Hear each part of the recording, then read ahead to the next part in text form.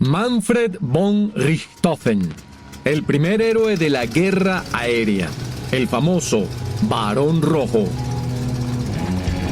Culturizando presenta Crónicas de Ares con Carlos Domínguez.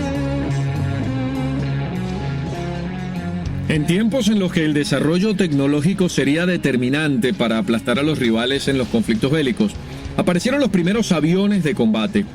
La Primera Guerra Mundial sirvió de teatro para que los aeroplanos alemanes se estrenaran en el uso de armas automáticas y con ello el protagonismo del primer as de la guerra aérea.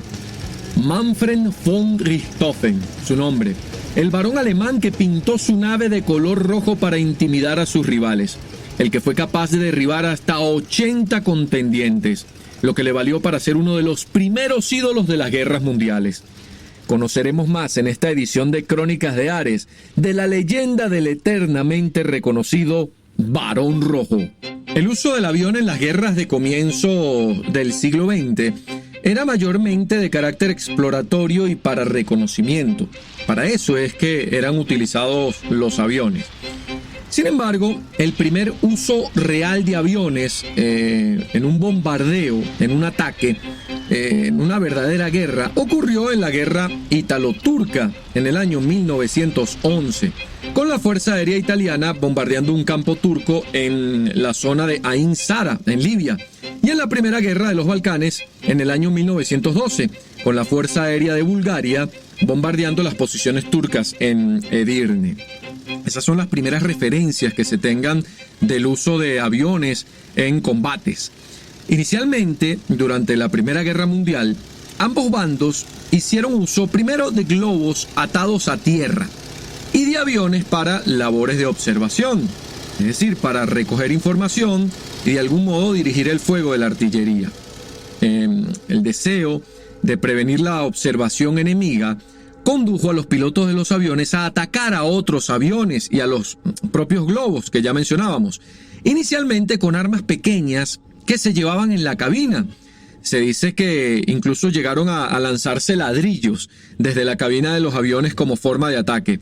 Pero debido a la tecnología de la época, los pilotos no podían disponer de ametralladoras o algún arma automática apuntando hacia adelante desde su posición en la cabina. Bien, fueron los alemanes los primeros en desarrollar el llamado mecanismo de sincronización, que consistía en una tecnología que acoplaba una ametralladora a un avión monomotor con configuración tractora, de tal modo que pueda disparar a través del arco de la hélice en pleno movimiento sin que las balas impacten en sus palas.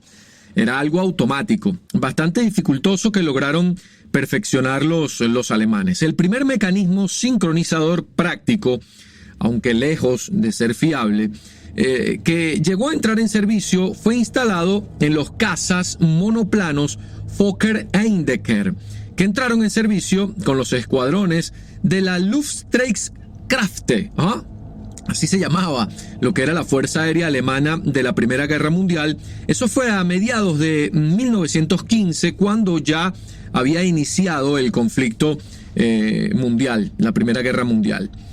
Copiada la tecnología, esta tecnología, justamente el mecanismo sincronizador por los británicos y obviamente perfeccionada, se iniciaron las batallas aéreas en plena guerra. En ese momento eran llamadas las peleas de perros o los dogfight, dado que no existía ni reglas ni tácticas, nada ordenado para este tipo de combates. El as alemán Oswald Boelcke creó el Dictado de Boelcke, que contenía las 8 reglas de los combates aéreos. Ahí fue que se comenzó a organizar prácticamente lo que luego sería la guerra aérea. Justamente Boelcke fue el primer as de la aviación de guerra.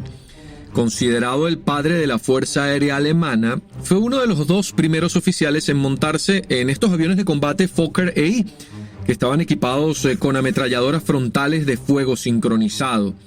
Lideró la Luftstreitkräfte alemana hasta su muerte en combate en 1916. De una manera muy curiosa falleció este señor Boelke. Justamente fue chocando o estrellando su avión contra el de un compañero en pleno combate. Alcanzó los 40 derribos rivales, lo que es un récord en aquel momento en la naciente guerra. Manfred Albrecht Freiherr von Richthofen. Este último, título de la baja nobleza alemana equivalente a barón. Este señor nació en la Baja Silesia alemana en el año de 1892, en medio de una familia de terratenientes. Era común que los primeros aviadores de guerra alemanes formaran parte de las clases sociales más altas del Imperio alemán, de donde además se inculcó una especie de código no escrito de humanidad y honor por los rivales en lo que posteriormente sería la guerra aérea. El padre de Manfred había llegado a ocupar un alto cargo en el regimiento de Ulanos, número 12, una unidad perteneciente a la poderosa caballería prusiana. Es decir, era parte von Richthofen de una familia militar. Desde muy joven inició sus estudios militares junto con su hermano Lothar, siguiendo los pasos de su padre. Al comienzo de la Primera Guerra Mundial, formaba ya parte de la caballería del ejército del Imperio Alemán y luego de la infantería. La guerra de trincheras para él era muy desanimada, justamente porque tenía un espíritu bastante aventurero. Le aburría estar metido en una trinchera, a quien más adelante sería conocido como el Barón Rojo. Un mes exacto después de su primer combate, conoce en un tren al teniente Boelke. Cuando hablo de un combate, recuerden que formaba parte de la infantería alemana en la Primera Guerra Mundial. Pues bien, justamente conoció von Richthofen a Oswald Boelke, justamente este héroe, el primer héroe alemán de la guerra aérea. Lo conoce en un tren a este famoso piloto de cazas en el momento. Pues bueno, al conversar quedó fascinado y toma sin dudar la decisión más importante de su vida, que fue la de hacerse piloto. Así, acude al encuentro de su amigo Georg Seumer y le pide que le enseñe a volar.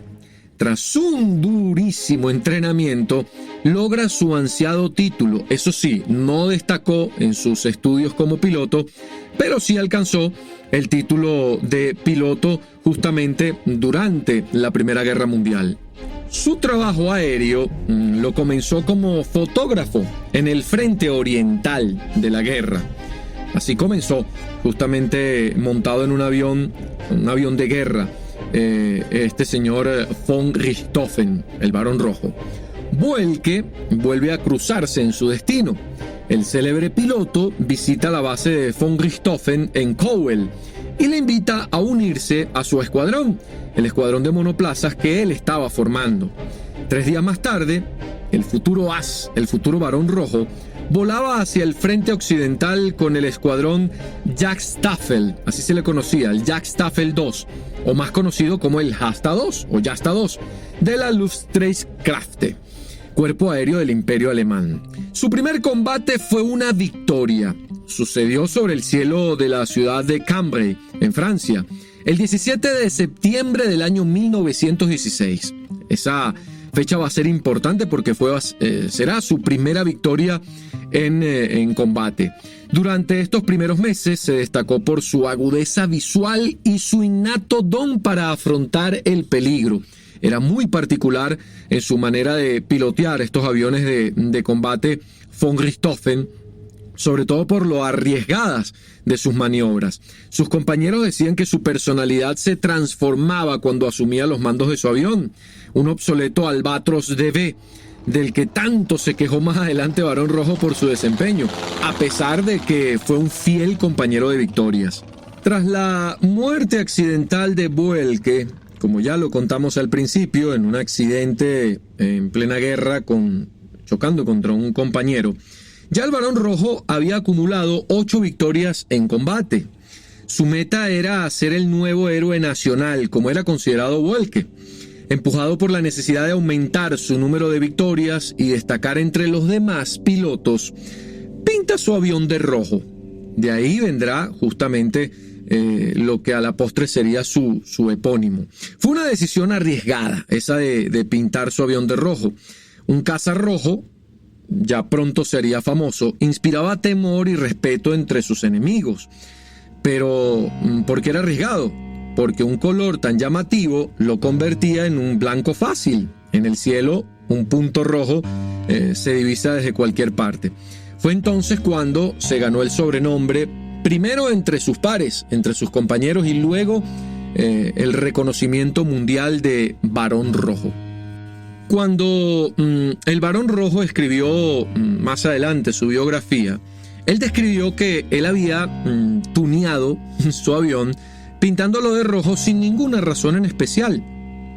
Aunque en realidad uno de los motivos fue que quedara claro quién era el autor de los derribos. Es decir, que ese avión rojo era el que había logrado tal o cual derribo rival. Para acreditárselos, obviamente. Se muestra orgulloso de que su Petit Rouge, o Le Diable Rouge, como era conocido entre los franceses, causara temor, porque justamente a partir de su desempeño, de sus derribos, ese avión rojo y su piloto comenzaron a tomar fama. Abonó también él mismo en su biografía una especie falsa de que los británicos crearon una unidad especial para cazar ese avión rojo. Pues bien, tras reunir las 16 victorias necesarias, von Richthofen fue galardonado con la Blue Max o el Pour le Mérite. Tan solo 2 días más tarde era nombrado comandante de este escuadrón Jasta 11. Llegó la primavera del año 1917 y con ella un auténtico calvario para los ingleses. Durante ese mes de abril, esa primavera de 1917, el Barón Rojo abatió 21 aparatos enemigos, elevando su conteo hasta 52. Había así superado a su maestro Boelke, que cuando falleció había logrado 40 derribos. Toda Alemania comenzaba a hablar de él y la propaganda de guerra explotaba la condición de héroe nacional de ese muchacho, el Barón Rojo. Su aureola brillaba de tal modo que logró conocer al Kaiser, justamente el máximo mandatario del Imperio Alemán en aquel momento, lo conoció en persona. Unos meses después, la estructura aérea alemana cambió significativamente y el alto mando fusionó estas agrupaciones de combate conocidas como Jastas, las Jastas 4, 6, 10 y 11, en una sola unidad superior denominada la Jagdgeschwader o el ala de caza 1. Bajo el mando global, esta agrupación del Barón Rojo, esta unidad, pronto conocida como el Circo Volante, hizo cundir el pánico entre los enemigos. Entre sus miembros justamente de este Circo Volante ya destacaba un jovencísimo piloto llamado Hermann Göring, quien más adelante sería el líder de la Luftwaffe durante la Segunda Guerra Mundial. Se le decía Circo Volante por los colores de los aviones y además porque estos aviones eran trasladados en trenes, como en aquellos tiempos hacían los circos. Von Richthofen, el Barón Rojo, escribió un libro durante su convalecencia, una convalecencia por heridas de guerra en el año 1917, justo antes de volver al frente. Él se recuperó y volvió a la guerra. Una bala perdida perforó su cabeza y le provocó una herida de la que nunca se recuperaría del todo. La buena prensa y la leyenda de sus logros era promovido por las Fuerzas Armadas alemanas como un elemento propagandístico, y son las Fuerzas Armadas las que prácticamente obligan a von Richthofen a escribir este libro llamado El piloto de combate rojo, que tuvo un éxito rotundo el año de su publicación, en 1918, justo el año en que sería muerto en combate. Harto de batallar, empezó a obsesionarle la muerte y su carácter se volvió cada vez más tosco, arriesgado incluso más que antes y depresivo, bastante depresivo. El 20 de abril de 1918 había alcanzado el derribo 80, un récord extraordinario que nadie pudo alcanzar o igualar en esa Primera Guerra Mundial, justo después de venir de ese periodo de convalecencia. Un día después de su derribo 80, el 21 de abril del año 1918, cuando aviones de su grupo, el Circo Volador, atacaron a un grupo de aviones británicos sobre Vaux-sur-Somme, en Francia, von Richthofen voló bajo persiguiendo un avión enemigo en una acción bastante temeraria y fue atacado por ametralladoras automáticas australianas desde tierra y también por el piloto canadiense que lo estaba persiguiendo, Arthur Roy Brown, quien según las fuentes oficiales consiguió matar al piloto alemán. Aunque nuevas investigaciones apuntan a que fue el soldado de infantería australiano William John Snowy Evans el que disparó desde tierra la bala calibre 7.70 milímetros que atravesó el torso del Barón Rojo y terminó por acabar con su vida. El Barón Rojo fue enterrado con todos los honores militares por los mismos británicos, quienes le rindieron tributo y le admiraron en el cementerio de la aldea de Bertangles, cerca de la ciudad de Amiens, el 22 de abril de 1918. En su lápida, que se encuentra todavía en el mismo lugar donde cayó, se puede leer su epitafio: aquí yace un valiente, un noble adversario y un verdadero hombre de honor. Que descanse en paz. Son las palabras que en este caso los británicos dedicaron nada menos que a un rival, al alemán idolatrado y muy reconocido Barón Rojo von Richthofen.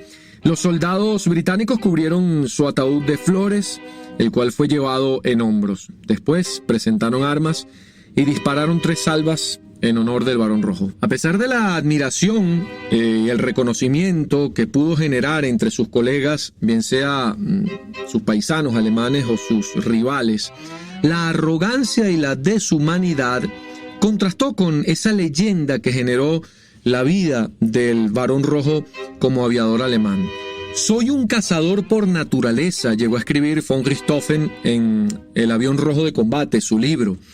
Cuando he abatido a un inglés, mi pasión por la caza se calma por lo menos durante un cuarto de hora. Y añade en ese libro el propio varón: los cazadores necesitan trofeos. Así justificaba una de sus costumbres, aparte de matar gente, una costumbre que generó bastante controversia y sobre todo aversión.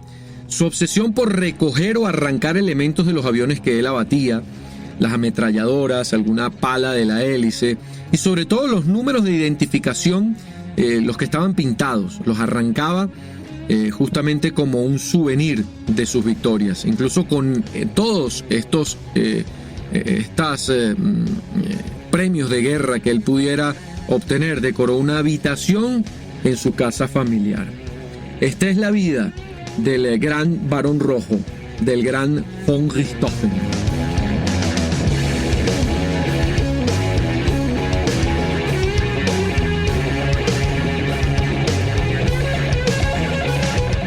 Culturizando presentó Crónicas de Ares con Carlos Domínguez, una producción de culturizando.com.